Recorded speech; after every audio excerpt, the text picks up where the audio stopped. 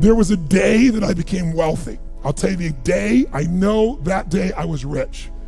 I was broke, I was pissed, I was angry at everybody else but who? Myself. But really underneath it, I was mad at myself. I just couldn't beat myself up anymore, so I was pissed. And I had a friend that I loaned money to when I had barely enough, and I knew he needed it, and I gave him $1,200, and I'm here not able to eat. I'm down to like $25, $26, and I'm saying to him, calling him, and he's not returning my call, and I just need some money, and he's ignoring me. I didn't ignore him, so I'm pissed. I'm frustrated. In the midst of all this, I'm also pragmatic. I got 25 and change, call it $26. What the hell am I gonna do? I don't have any plans for economics. I got overhead that's crazy. I'm living in this little tiny apartment, 400 square feet in Venice, California. So I thought, okay, when I was totally broke early on, when I was 17, I used to save my money up and go to the smorgasbord and load up for Christmas, load up for the week. So I said, I was in Venice. I'm gonna go over to Marina del Rey, where all the yachts are, and there's a place there called El Torito. And I'm gonna go, they have an all-you-can-eat smorgasbord. I'm gonna load up for the winter. I'm gonna get there. So I didn't drive there because I wasn't gonna spend the gas to get there, plus I needed to walk, so I walked there. And I go in, I'm not dressed really great, but it's Marina del Rey, it's okay. And I got a place right by the window, and I can see these yachts going by, and I'm dreaming of what life could be like, and I'm starting to let go of my anger, and I'm starting to focus on what I want instead of what I don't want. How many followers say I? And that shifted me just a bit. And now I'm eating, which shifted me a lot. And I got this giant plate stacked up. And I don't know what the amount was. It was like, whatever it was, $6.95, $7.95, right? So I'm gonna do this. I could probably do this 3 or 4 times, right? Somewhere in that range. As I'm finishing my meal, this little boy comes in, dressed in a little suit. I honestly don't know how old he'd be, probably in the 3rd grade, so maybe 8 years old, 9 years old, something like that. And he was so adorable. And he opened the door for his mother. And his mother was an attractive lady. And he came over and he pulled out the seat for her, and she sat down. And she was a pretty lady, but as pretty as she was, I was totally obsessed by this boy. He had presence at 7 or 8 years old. And it moved me. I don't know why, it moved me. And I thought, this kid is like pure. I want him to always be this way. He's such a good kid, he's a giver.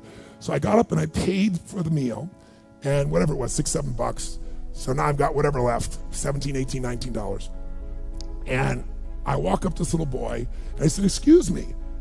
And I said, I just want to acknowledge you for being such an extraordinary gentleman. I said, I saw the way you treated your lady, how you opened the door, how you pulled the chair out. I said, that's class. I said, my name's Tony, what's yours? I don't honestly remember his name, Charlie or something. And he looked up at me and I said, Charlie?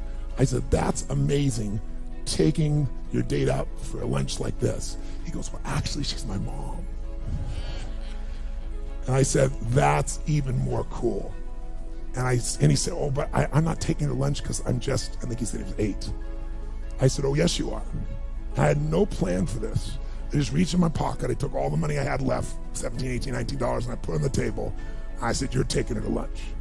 He looked up at me and he goes, I can't take that. I said, sure you can. He said, why? Because I'm bigger than you are. And he smiled real big, and I didn't even look at his mom. I just turned and walked away. And I didn't walk out of that door. I flew home. I should have been freaking out. How the fuck am I gonna eat? But I didn't. I flew because something inside of me had finally got past scarcity. I finally realized there's something inside of us more than our limits, especially around this thing called money that I had let terrorize me.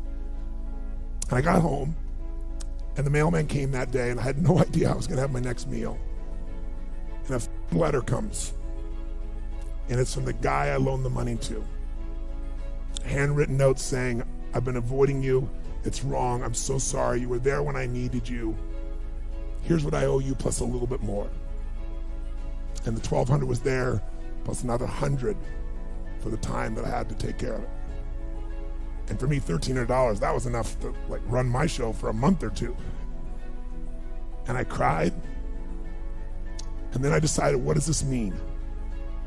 And I thought, this means that whenever you give, it's always going to come back, so you don't have to ever think about that again.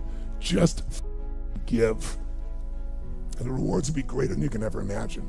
I don't know if that's coincidence, but I decided to believe that day was a blessing when I became rich. And I can tell you honestly, I've had tough days in my life, economically, emotionally, like all of us, but I've never gone back to that scarcity. I never will. The secret to living is giving. Do it when you don't have it, and I promise you, scarcity will leave your life.